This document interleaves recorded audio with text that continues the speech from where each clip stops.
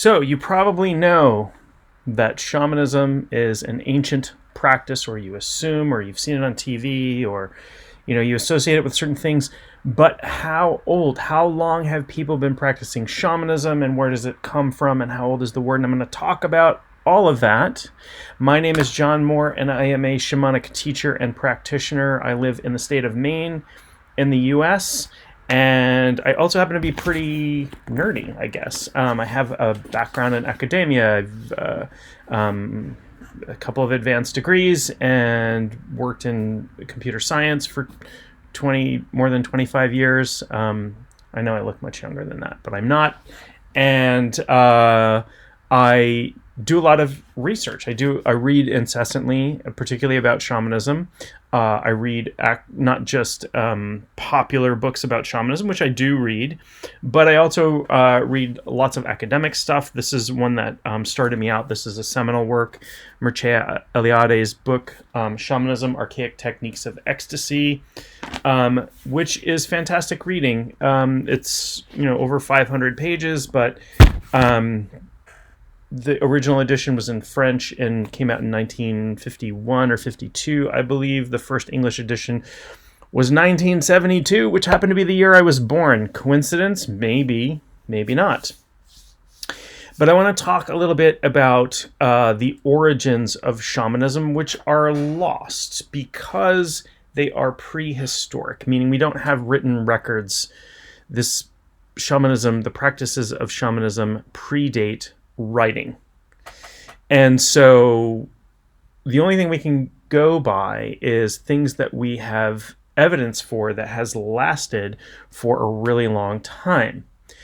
If we think about that for a moment, think about what would happen if you were to build a modern skyscraper, right? Building out of steel and, hardened, concrete and all of those things, right? Without constant repair, how long would something like that last? 100 years? 200 years? Would something last 10,000 years? Absolutely not. It would be dust, right, within 10,000 years. But some things that do last for a really long time include rock art, cave art, carvings, certain types of organic material in in states that are preserved, the things that are buried or things that are placed in peat bogs or, that sort of thing. So we have to look back on these things, and then, researchers have to sort of extrapolate what they mean because we can't talk to those people and there aren't written records about them. But there are certain things that we can tell. So, for example, when we see cave paintings in Europe, and they depict not just animals, but they depict half people, half animal states, and people dancing and doing ritual, and then sort of ghostly animals. We can assume at least some level of spiritual activity. And then when we look at the cave and we see that there were not people living there, this was not used to, live or eat or hide out, and that to enter just one of these caves, people had to crawl on their belly for a quarter of a mile underground without flashlights. They had fire, but this is an incredibly difficult task to enter this cave, to go in there, to paint these things. Like, we can extrapolate that there was religious or spiritual significance to this symbolic action. It's very unlikely that hunter-gatherer tribes would expend that much energy on something that wasn't important. They weren't just graffitiing up a cave for the heck of it. And the fact that we can tell that in these caves, there was activity crossing thousands of years. So hundreds of generations of people went to this cave, did not live there, but painted on the walls, did things like that. So we can see evidence like that. We can see rock carvings in Western Australia that depict shamanic activity that we can date from 50,000 years ago. We can see rock art in the Americas from 5,000 years ago that depicts, we think, shamanic activity. And again, these are all interpretations, but it seems really likely that this is going on. The oldest shamanic headdress ever recovered is about 11,000 years old, and that was recovered in the UK, what's now the UK. And so there's, there is evidence of shamanic activity over tens of thousands of years amongst cultures that hadn't had contact with each other for a very, very long time, for, tens or hundreds of thousands of years.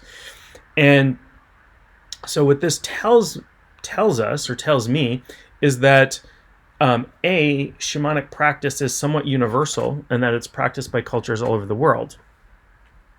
And that that it either stems from a practice that is so ancient that it happened and was carried along with people after they came out of Africa and dispersed all over the world 200,000 or so years ago.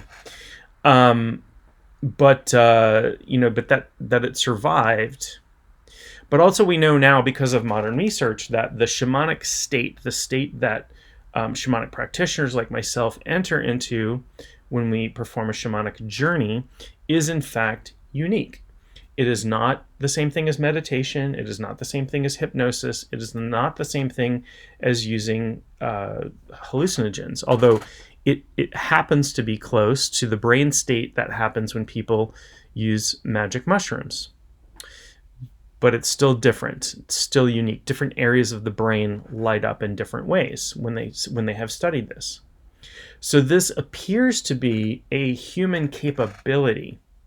The shamanic state is something that we have, that we could argue that there's an evolutionary purpose for, that it served a purpose or we wouldn't have developed it.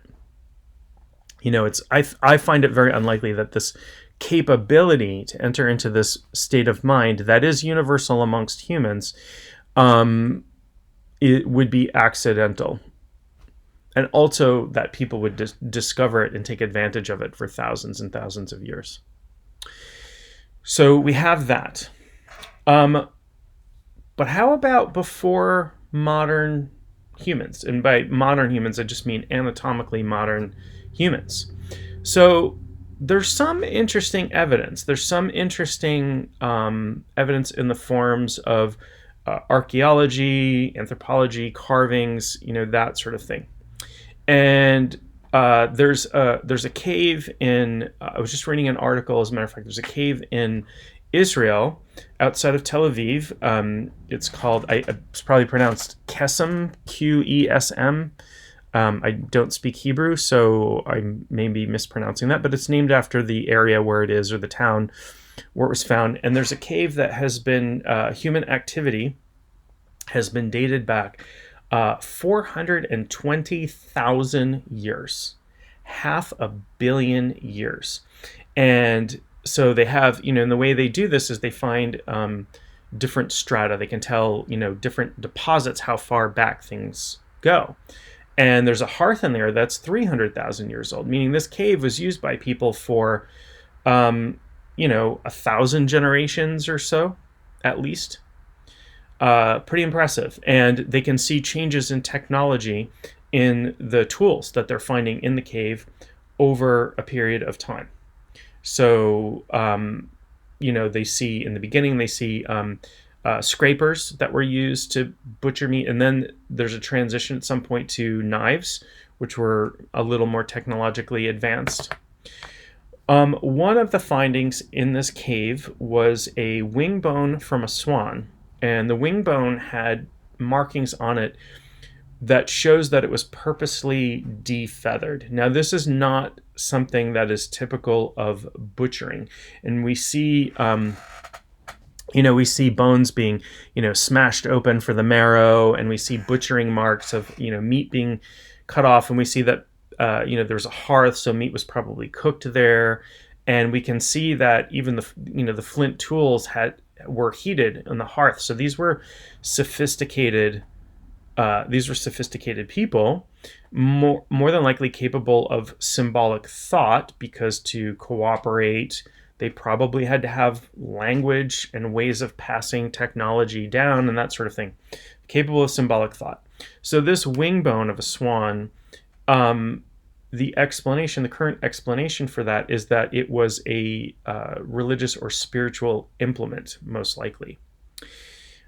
This is fascinating because of the age of the cave, and they have found teeth in the cave that are close to modern human teeth, but these were probably not, Homo erectus, probably not anatomically modern people. They might have been Denisovians or some other branch of humanity. So these are hominids that were practicing religious activity, and we see burials and evidence of symbolic thought with Neanderthal people who lived predated humans, but also lived alongside of humans and interbred with humans. I happen to have a lot of Neanderthal, for a modern human, I have a lot of Neanderthal DNA, which explains my sloping forehead and early morning grunting when I'm getting out of bed. But regardless, this has, some people are linking this to what's called swan shamanism, and we see that in other cultures at later periods of time. The reverence of the swan and other birds, very common object of worship. But they found swan carvings and bones in other places that when they were buried, they were oriented on a north-south axis, and there were a number of them. So this is purposeful because, one being oriented on north-south axis is, could be coincidental. It could be 1 out of 300 or 360 degrees in the compass, 1 out of 360 degree chance that it would be oriented north to south. But when you find 6 of these things, the odds become factorialized. You have 360 times 360 6 times. That's a huge number that defies this just being happenstance. So that is very purposeful. We see it as symbolic action. And we know that there are tribes, even today, that see birds as psychopomps, carrying the souls of the dead into the afterlife. So this is very common. And we also see that the constellation of Cygnus, which is the swan, has been really important to ancient cultures since prehistoric times. And so there's some extrapolation that can happen. We don't 100% know yet. But we know that, the first set of spiritual belief is animistic, right? In that people believe in spirits of things. People believe that, animals and people and trees and other things have spirits. And from that, in cultures around the world, we see that shamanic practice, which, springs out of animism as a set of practices, is fairly universal. So we don't know what happened 420,000 years ago, but it appears that perhaps shamanism is at least, is hundreds of thousands of years old and may in fact predate modern humans in outside of the continent of Africa. That would be very interesting, and it would be really cool to find other evidence in different places and stuff like that. And I know, people are working on that. So that is, we know that the shamanic practices go back at least tens of thousands of years, but probably hundreds of thousands of years, probably to the dawn of humanity, but little hard to prove. The word shaman gets a little bit tricky, right? The word shaman, and people say, well, it's not an English word. But it is. The word shaman is an English word. It is a borrowed word, like a great deal of English words are. If you were to, English is a hodgepodge of languages. There's stuff Spanish and French and Latin and Greek, and even there's Tagalog words. The word boondocks comes from the Tagalog word for mountain, boondock. So there's a huge mixture of stuff in English. that has come in. And the word shaman came into the English language 300 years ago. So it's older than a lot of the words that we use, and we don't have another word. But very often I have seen people, even people who teach shamanism, say, well, we shouldn't use the word shamanism because it comes from the Tungsik people, Tungsik speaking people, the Tungus people of Siberia. And there is a little bit of truth to that, but that's not the entire truth. The word came into English from German, French, and Dutch in the late 17th century. And from there, it came in, a Dutch guy went to Siberia on a mission and hung out with the shamans there and borrowed that word and wrote about it. He was the first person in Europe to write and use that word. And then we've adopted it into English and applied it academically to a set of practices that are universal. So we don't have another word. If you were to take everything out of the English language that didn't start out as Anglo-Saxon, and we don't speak Anglo-Saxon today, we speak English, but we'll say Old English or Anglo-Saxon, if we took everything out, we would cut 75-80% out of our dictionary. Would not be able to use, I wouldn't be able to use the word dictionary. Or, I could use the word book, probably. Book is a Germanic word, but probably couldn't use the word dictionary or diction or that sort of thing.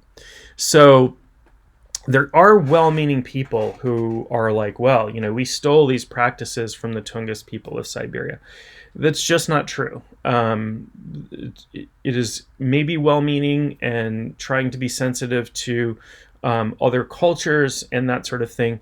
But it doesn't ring true, and it is not doing anybody any favors. It's not producing anything good by trying to limit our access to what is, in fact, our biological, spiritual birthright.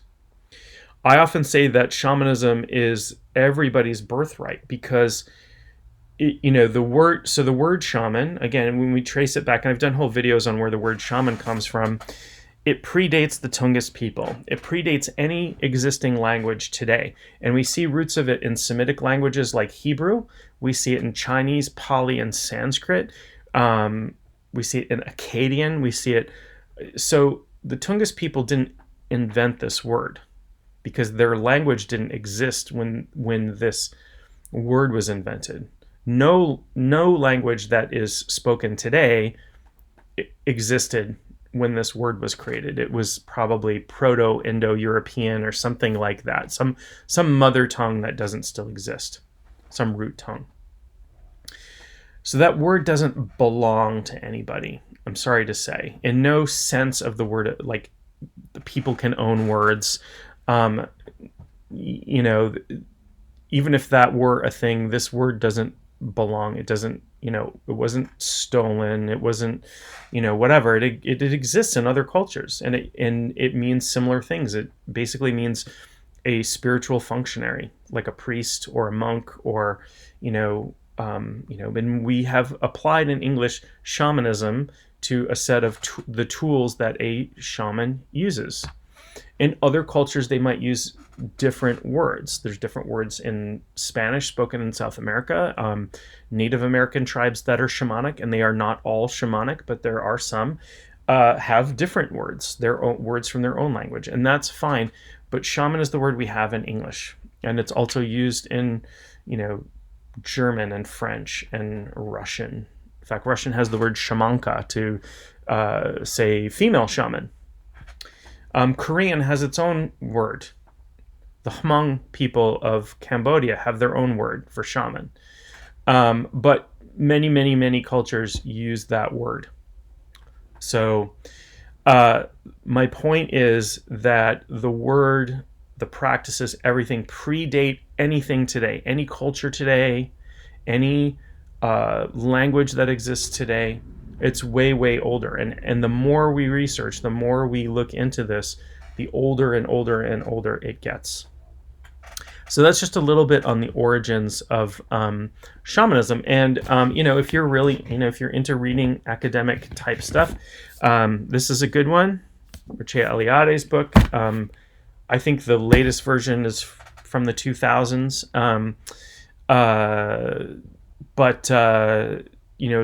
It's really fascinating reading, and it talks about the common aspects of shamanism across cultures, from Australia to the Inuit to wherever, and I find that to be so amazing, that there are common things that bind us. There's more common things that bind us than there are things that divide us. And this whole overemphasis, in my opinion, on closed practices, and I'll talk about cultural misappropriation, like just stealing something wholesale from another culture, and taking it and cheapening it and selling it and doing things like that. That's wrong. But closing off universal practices to people serves nobody. It does not protect anything. It does not serve anybody. It doesn't respect culture. It has a strong deleterious effect. We are so disconnected from our shamanic past. Many of us, most of my ancestors were European, and they were cut off when Christianity came into Europe with the Romans. They were cut off from their shamanic practices. So I like to think that I am returning to those roots, returning to my the strengths of my ancestors, and helping other people to do that as well. So anyway, I hope this has been somewhat interesting. This has been more of an academic conversation, but hope you find it interesting. Hope you'll subscribe to my channel, and I will talk to you real soon.